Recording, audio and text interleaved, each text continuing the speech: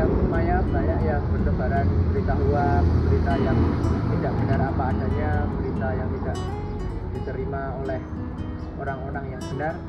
Yuk ikuti keseruannya, yuk kita bahas lebih lanjut untuk mengatasinya, bagaimana caranya. Assalamualaikum warahmatullahi wabarakatuh. Om Swastiastu, Namo Buddhaya, Rahayu. Perkenalkan, nama saya Pak Muhammad Brawi dari SMA Muhammadiyah Salaman kelas 12 IPA. Pada kesempatan kali ini saya akan membuat konten video dengan tema menyaring berita hoax. Berita hoax adalah berita yang bertebaran di mana-mana, di media sosial, TikTok, Instagram, dan lain sebagainya, dan bertebaran di Indonesia yang sangat banyak ruangnya berita yang palsu dan tidak benar adanya. Yuk ikuti suaranya yuk. Hoax adalah berita bohong atau kabar palsu menurut KBBI. Hoax adalah berita bohong, berita tidak bersumber. Berita tersebut dibuat seolah-olah benar adanya dan diverifikasi kebenarannya dengan kata lain sebagai upaya memutarbalikkan fakta. Ciri-ciri berita hoax adalah: 1. Tidak ada sumber berita yang jelas. 2. Informasi bersifat menyerang. 3. Memaksa untuk membagikan berita tersebut agar viral.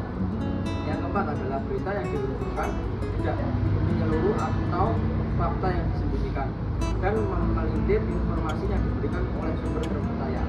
Dan yang kedua adalah cara mengidentifikasi berita hoax.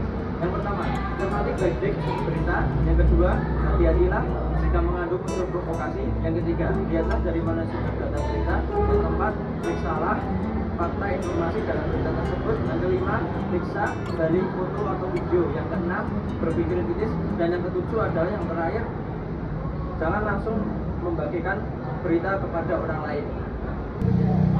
Dan yang sekarang untuk mengatasi berita hoax lebih lanjut, marilah kita pergi ke perpustakaan untuk mendapat informasi lebih mendalam. Perpustakaan dapat berperan aktif dalam meningkatkan literasi informasi dan kesadaran masyarakat mengenai berita palsu. Bisa dilakukan dengan berbagai cara, termasuk mengadakan pelatihan, menyediakan sumber informasi dan terpercaya. Dan yang sekarang adalah berikut beberapa langkah yang dapat diambil. 1. Peningkatan literasi informasi atau pelatihan literasi digital. Pustakawan dapat mengadakan pelatihan untuk mengajarkan masyarakat dengan cara mengidentifikasi sumber informasi yang terpercaya. Yang kedua adalah memahami konteks berita, mengajarkan masyarakat untuk tidak hanya terpaku pada judul berita, tetapi juga membaca keseluruhan isi berita dan memahami konteksnya.